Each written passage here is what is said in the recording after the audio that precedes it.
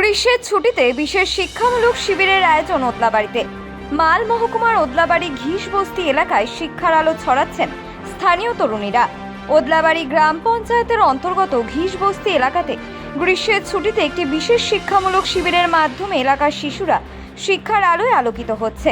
নিজেদের উদ্যোগে স্থানীয় 4 জন তরুণী রাব্বিনা খাতুন, পিঙ্কি খাতুন, আলিজা বেগম ও রাশি বেগম এই শিবির পরিচালনা করছেন। গ্রীষ্মকালীন শিক্ষণীয় এই শিবিরে শিশুদের শেখানো হচ্ছে বাংলা, অঙ্ক ও নৈতিক শিক্ষার মতন গুরুত্বপূর্ণ বিষয়। এছাড়াও শেখানো হচ্ছে চিত্রাঙ্কন, কবিতা পাঠ। খেলাধুলার মাধ্যমে শেখার আনন্দও নিশ্চিত করা হচ্ছে শিবিরে।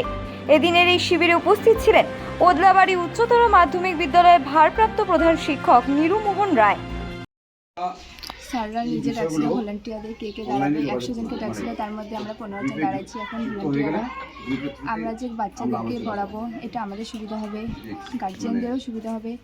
কারণ গার্জিয়ানরা স্টুডেন্ট কতজন পারে না, উচ্চারণ করতে পারে না, নাম লিখতে পারে না, তাদেরকে শেখানোর দায়িত্ব আমাদেরকে দিয়ে দিচ্ছি 1 মাসের জন্য। সেই 1 মাসের দায়িত্ব আমরা 4 জন ভলেন্টিয়ার নিয়ে নিচ্ছি। 1 মাসের যতক্ষণ আমরা শেষ হবে না, বলতে 1 মাস হয়ে যাচ্ছে, তারপরে থেকে আমাদেরকে একটা সার্টিফিকেট দেওয়া হবে 1 মাসের জন্য।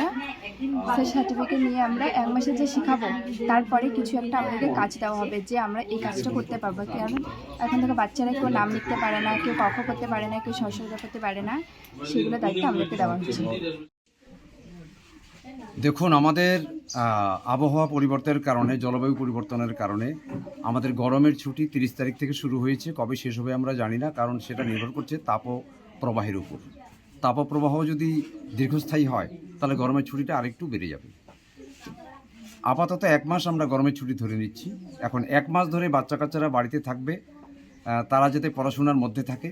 বিশেষ করে সেই সকল বাচ্চা ক্লাস 4 থেকে ক্লাস 6 পর্যন্ত যারা পড়তে পারে না, তারা এই 1 মাস ছুটির অবকাশে তারা যেন কিছু শিখতে পারে, পড়াশোনাটা চালু রাখতে পারে।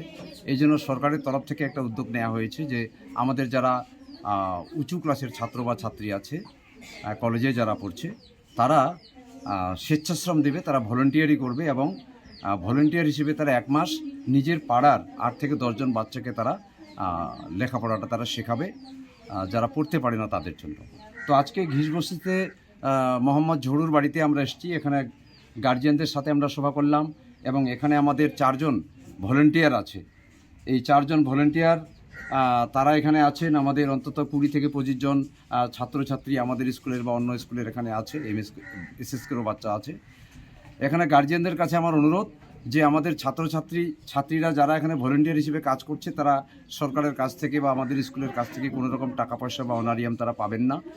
তো স্বেচ্ছাশ্রম দিচ্ছে, এই জন্য তাদেরকে আমি ধন্যবাদ জানাই। এবং গার্জিয়ানদের কাছে আমার অনুরোধ যে এই আমাদের 4 জন যে এখানে ভলেন্টিয়ার আছে, ছাত্রী আছে, তারা যাতে সুষ্ঠুভাবে পড়াতে পারে, এই জন্য বাচ্চাদের সময় মতো পাঠানো, বসার বন্দোবস্ত করা এবং সহযোগিতা করবার জন্য আমি রিকোয়েস্ট করলাম। তার সাথে আমাদের 50 সদস্য এলাকার আলাউদ্দিন আছেন, এই এলাকার 50 সদস্য, তাকে অনুরোধ করা হলো যে সমস্ত বিষয়টি মনিটরিং করবার জন্য। এই ক্যাম্প চলাকালীন আমাদের এখানে পিনাকি স্যার আছেন, ঝুনাবাড়িক স্যার আছেন, তারা মাঝে মাঝে পরিদর্শনে আসবেন, আমিও আসবো, অন্যান্য মাস্টারমশাই দিদিমণিরা ওখানে আসবেন। 1 মাস ধরে এই ক্যাম্পটা আমাদের চালু থাকবে।